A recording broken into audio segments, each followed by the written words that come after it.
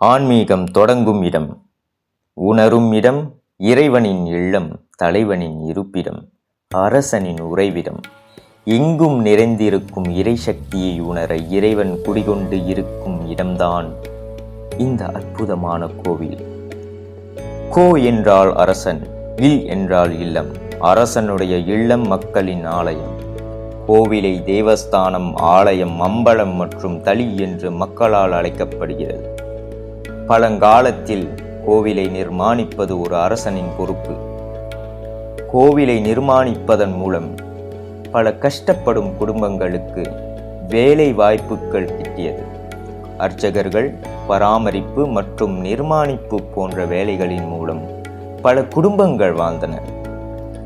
கருஞ்சிலைகளுக்கு மந்திரத்தை உச்சரித்து இறைசக்தியை உருவேற்றினார்கள்.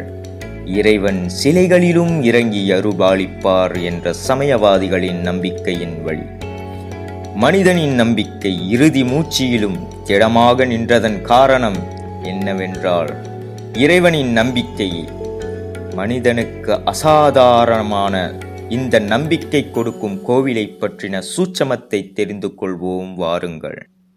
அரசர்கள் கட்டப்பட்ட சில கோவில்களில் அவர்களது ஜீவ சமாதி அமைந்திருப்பதை பார்த்திருக்கிறோம். கோவிலை கட்டி அதன் முன்மாதிரியாக திகழ்ந்தவர்கள் அரசர்கள்.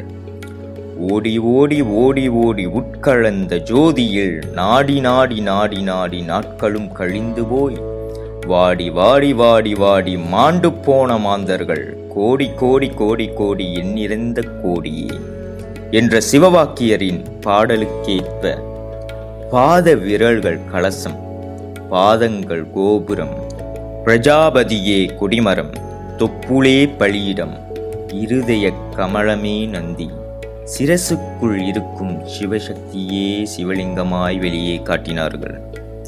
ஜோதி வடிவமானவரே இறைவன். ஓம் நமசிவாய என்ற இறைவன் குடிகொண்டு இருக்கும் இடமே இந்த உடல்.